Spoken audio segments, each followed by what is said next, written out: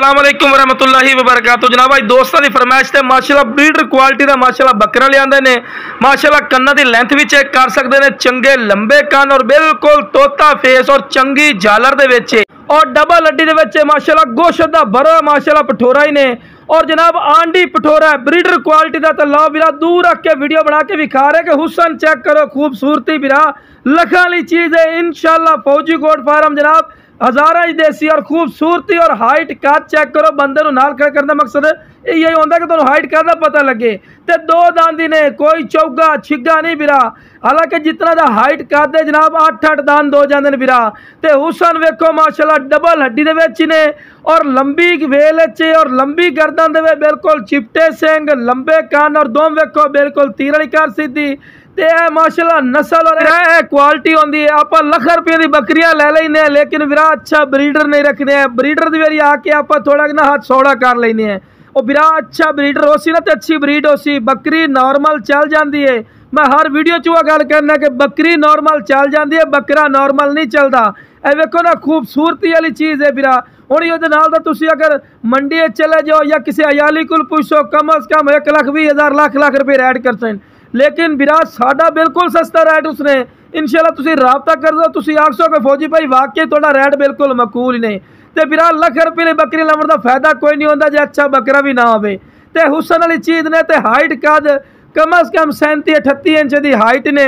तो जिंदा जो वजन है पिया बिरा 55 तो 60 किलो वजन है। कोई झूठ नहीं बोलना जी 80 किलो 90 किलो नहीं बिरा, झूठ वाली गल आ जाती है।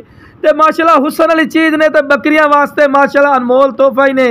ते जिस बिरा चाहिए जनाब राबता करे प्यार मोहब्बत रैल बिरा शौक रखना चाहिए। शौक रखो डैडी दोगली लमण का बिरा फायदा नहीं होता चीज़ों का। तो हुसन वाली चीज़ ने तो रेट ही बिल्कुल मकूल और जायज मुनासिब भी ने। बार बार वह गल कर रहा बिरा कि अगर तुम मंडी च मेरा बिरा चेक कर सो या किसी अयाली को पूछो तो लाख रुपये तो घट तो बकरा नहीं मिलना, क्योंकि नस्ल के पैसे होंगे। तो बाद लोग आते फौजी भाई इतना रेट भी नहीं होता बिरा। तुम साढ़े फार्म से आओ, तो मंडियों का विजिट करने या किसी अयाली को खुद चले जाओ पूछ लो, तो दस के वाकई कितना का रेट है। लेकिन साडा बिल्कुल सस्ता रेट हो सी, तो इंशाल्लाह 50% तो इंशाल्लाह जानवर मिला कर सी बिल्कुल मकूल। तो लो बिरा टोर फिर के भी खा रहे हैं किसी अदमादर एक्टिव है। तो लो बिरा हुसन की अखीर हो गई ने माशाल्लाह प्योर नागर ने तोता फेस वाइट अख और कन्ना की चौड़ाई भी चेक करो और लंबाई भी माशाल्लाह। तो उम्र कितनी सिर्फ 7 महीने और डबल हड्डी गोश्त का बड़ा है माशाल्लाह पठोरा ही ने। तो नागरा पट्टी भी चेक करो प्योर चीज़ की नागरा पट्टी की निशानी होती है। तो वेखो लीक वेखो एंड तिकर जा रही है। तो फेस ब्यूटी चेक करो माशाल्लाह इनू आंदे फेस ब्यूटी लख रुपये वाली चीज़ इंशाल्लाह बन सन अगे जाके। तो उम्र की है सिर्फ 7 महीने। हालांकि ये नहीं आखना 12 महीने कच्चा खीरा बिरा पठोरा ही ने। तो खूबसूरत चीज़ ने बिरा शौक रखना तो शौक रखो।